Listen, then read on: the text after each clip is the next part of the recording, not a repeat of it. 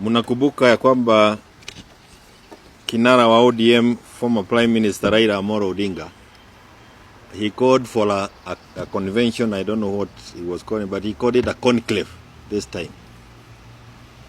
And you must admire him for the many vocabularies that he has. The conclave. Kongamano la watu atuwakae chini tuweze kuongea mambo ya Kenya. Today, I am aware of people who are sitting in different places, including if you go to Boulevard, wadu ambao wanapangwa ili waanze kuitisha the conclave. And I want to say that this is the call for a convention, a conference or a conclave is yet another con game.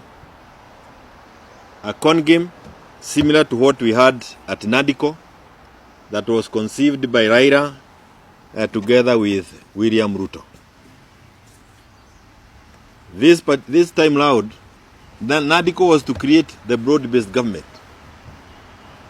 Round hii, it is now to give life to the broad-based government. Ni kuipatia maisha. How can we finish the 2 years left? That is a question Raila and William are asking themselves. And the con game that they have come up with is now a conclave. I call upon Kenyans to reject anything that causes us to sit together, because if we had any intention of discussing the issues that Wakenya walikuwa nataka kuziongelea, we would have done it at the Nadiko. Remember, during the Nadiko, we also talked about the same issues of cost of living, the economy of this country, governance issues, accountability, justice, and those things. And the scheme is bigger.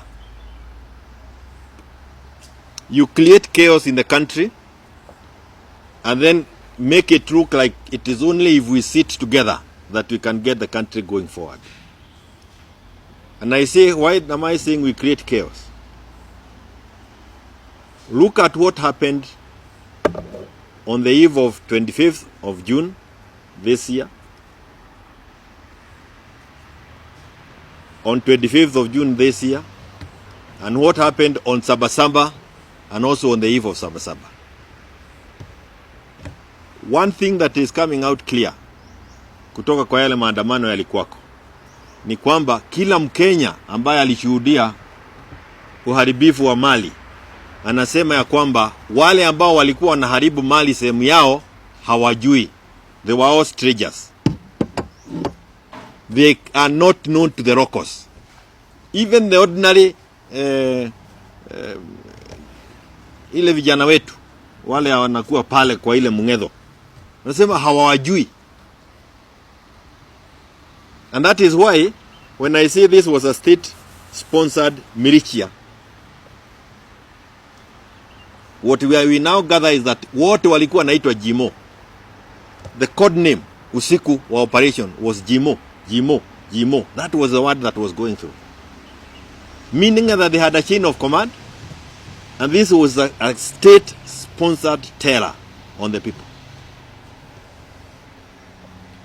Ile tumeona kwa simu saa hii ni wakichoma supermarket Maguna, Meru. The police officers are actively taking part. You can see them throwing stones kufuja kioo ili moto igie ndani ya supermarket. If you look at the burning that was done at Olkalao on the 25th of June, the guys were literally breaking the vehicles ili waweke moto wachome, na mwenye alikuwa anapiga video kutoka pahali fulani juu anasema hawa tuwajui. These are strangers to us. What are we now hearing today? And this is upon the state, those in the institutions to confirm. We are now hearing that these are actually prisoners. Mafungwa, wale ambao wamefungwa ndio wanatumiwa na serikali kuwaletea Wakenya shida. If that is true, then Ruto has lost it completely. if it is true that the damage, the destruction to property that we witnessed on the 25th, before and after, and what we are witnessing, including last evening, maybe in some places, it was done by people who had left the prisons across the country, then the state has a lot to answer. In fact, they need to even answer to that fear alone ya kwamba tulikuwa tunapigwa na maabusu. Na kuna sababu ya kufikiria kwamba hayo mambo ni ya ukweli.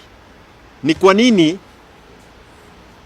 the night before yesterday Roiro was attacked a day or 2, 3 days almost after the protest, after Saba. Na watu wanaambiwa tokeni town, tokeni town, tokeni town. Alafu in the night munafamiwa. I think we need to ask ourselves also, na wewe kama unaishi pahali kuna Kware, kama ile ya Kware, ile tuliona pale wakati ya Azimio, kama unaishi pahali kuna Kware, anza kuangalia kama kuna mili kwa hiyo Kware. Lazima kuwe kuna mili katika hizo sehemu ambazo zilikuwako. And that is why it's important to say this. Up to where we are, we have lost over 167 bodies. Kuanzia Azimio, kuja Gen Z, and now Saba. The number that we are being given, which I believe is higher myself, 167 bodies that have been lost. Today, we are burying Boniface Karaoke kule Murang'a. And I was going to attend until I got this information. More people are going to die if again we in the opposition agree to be defined by anger and not the issues that took the Gen Z out to the streets. May I repeat this again? Makasiriko yale unaona na Ruto, na makasiriko ninaona na Gachagua. Na ni kweli Gachagua wako na sababu ya kukasirika kwa sababu alifukuzwa vibaya.